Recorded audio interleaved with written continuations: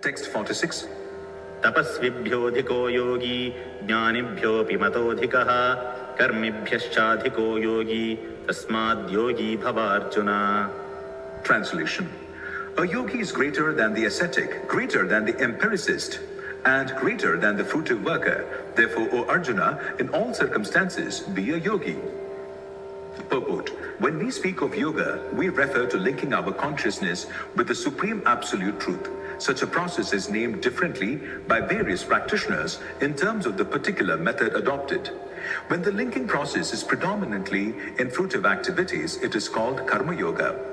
When it is predominantly empirical, it is called jnana yoga. And when it is predominantly in devotional relationship with the Supreme Lord, it is called bhakti yoga. Bhakti yoga or Krishna consciousness is the ultimate perfection of all yogas, as will be explained in the next verse.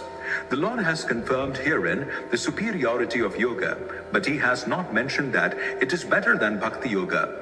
Bhakti yoga is full spiritual knowledge, and therefore nothing can excel it.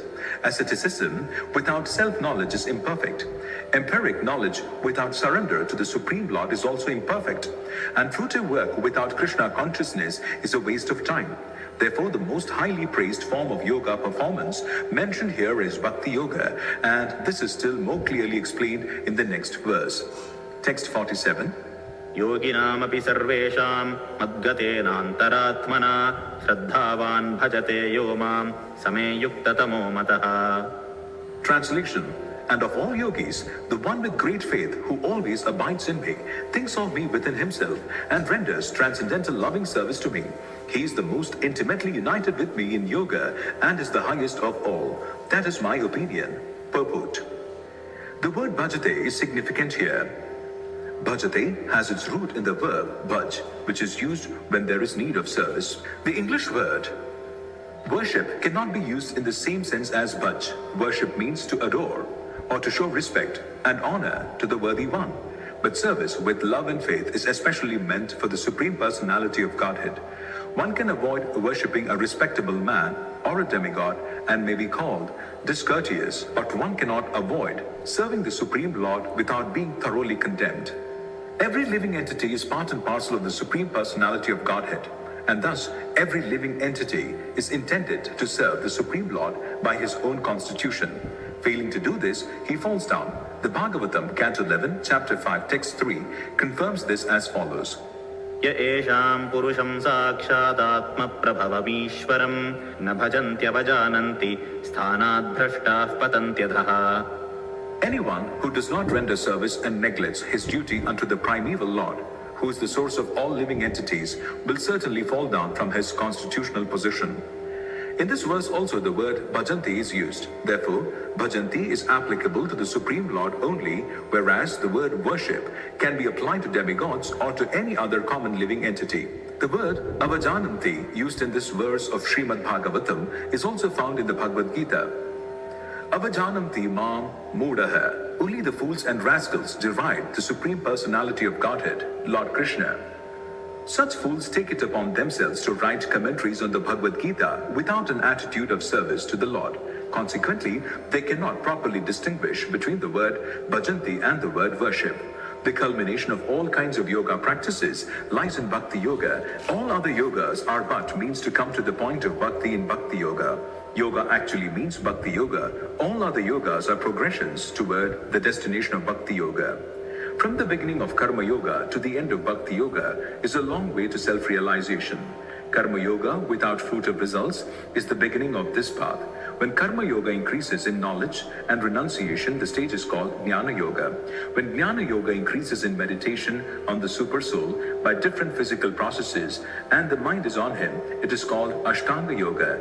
And when one surpasses the Ashtanga Yoga and comes to the point of the Supreme Personality of Godhead Krishna, it is called Bhakti Yoga, the culmination. Factually, Bhakti Yoga is the ultimate goal, but to analyze Bhakti Yoga minutely, one has to understand these other yogas. The yogi who is progressive is therefore on the true path of eternal good fortune. One who sticks to a particular point and does not make further progress is called by that particular name: Karma Yogi, Jnana Yogi or Dhyana Yogi, Raja Yogi, Hatha Yogi, etc. If one is fortunate enough to come to the point of Bhakti Yoga, it is to be understood that he has surpassed all other yogas. Therefore, to become Krishna conscious is the highest stage of yoga, just as when we speak of Himalayan, we refer to the world's highest mountains, of which the highest peak, Mount Everest, is considered to be the culmination. It is by great fortune that one comes to Krishna consciousness on the path of Bhakti Yoga to become well situated according to the Vedic direction.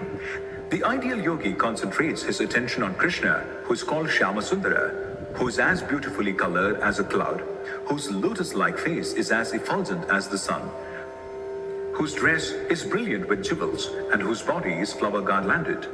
Illuminating all sides is his gorgeous luster, which is called the Brahma Jyoti. He incarnates in different forms such as Rama, Narasimha, Varaha, and Krishna, the Supreme Personality of Godhead. And he descends like a human being as the son of Mother Yashoda, and he is known as Krishna, Govinda, and Vasudeva. He is the perfect child, husband, friend, and master, and he is full with all opulences and transcendental qualities. If one remains fully conscious of these features of the Lord, he is called the highest yogi.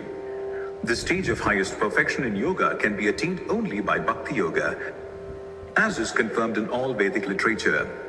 यस्य देवे परा भक्तिर्यथा देवे तथा गुरौ तस्यैते कथिता ह्यार्थाः प्रकाशन्ते महात्मनः. Only unto those great souls who have implicit faith in both the Lord and the spiritual master are all the imports of Vedic knowledge automatically revealed. Shvetashvatara Upanishad, chapter 6, text 23. Bhaktirasya bhajanam tad iha mutropadi nairashyena mushmin manah kalpanam etad eva naishkarmyam. Bhakti means devotional service to the Lord, which is free from desire for material profit, either in this life or in the next.